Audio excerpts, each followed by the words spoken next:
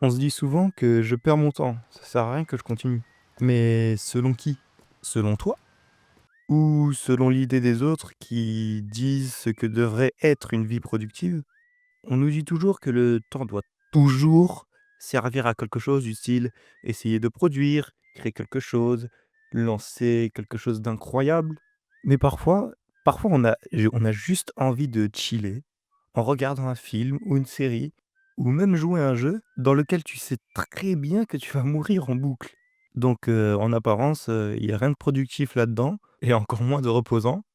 Mais paradoxalement, c'est parfois ces moments-là qui te permettent d'avancer autrement. Du coup, si on prend ça en compte, le temps qu'on dit perdu, c'est peut-être juste un moment qui t'a pas permis de mieux te comprendre.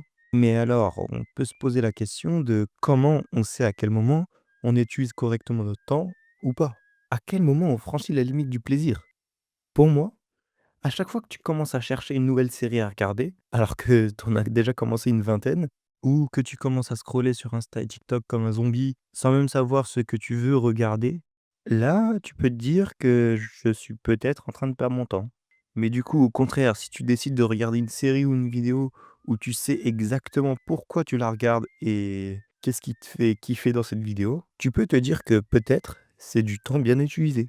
Un peu comme si tu payais un service pour, augmenter ton bonheur, mais le prix à payer, c'était pas de l'argent, mais ton temps. Parce qu'en vrai, ça pourrait être ça ton déclic. Réussir à te poser des questions pendant que tu chill et qui te diront clairement si tu perds ton temps. Du coup, personnellement, la première question que je me pose est de me dire que si j'ai pas mieux à faire. Ça paraît bateau, oui, je le sais, mais parfois il suffit juste de peser le pour et le contre entre, par exemple, regarder 1 heure de TikTok ou regarder 3 épisodes d'un animé. Et la deuxième question que je pourrais me poser, c'est: est-ce que je vais vraiment m'en souvenir de ce que je regarde? Car personnellement, et je pense que toi aussi, il y a des films, des vidéos ou même des séries qui m'ont vraiment marqué. Mais bon, le but, c'est pas de devenir un psychopathe à tout vouloir analyser, en te demandant sans arrêt si tu perds ton temps ou non. Personnellement, j'aime bien me dire que tout repose sur un échange équivalent, et que rien n'est totalement bon ou mauvais. Par exemple, si je joue à un jeu avec des potes pendant 2 heures, je me sentirai quand même bien. Parce que j'aurais partagé des discussions, des rires, des délires, et plus tard, ces moments-là vont justement devenir des refs entre nous.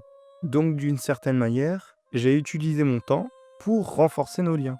Et surtout, tant que je ne repousse pas les choses importantes que je devais faire, j'aurai vraiment l'impression d'être productif. Du coup, tout ça pour dire que le temps est précieux et que la clé pour en profiter sans se mettre de pression, c'est de faire les choses sincèrement, sans se mentir à soi-même, tout en sachant qu'on a un temps limité et que l'on est les seules personnes à savoir vraiment si l'on utilise notre temps correctement. Sur ce, à la prochaine.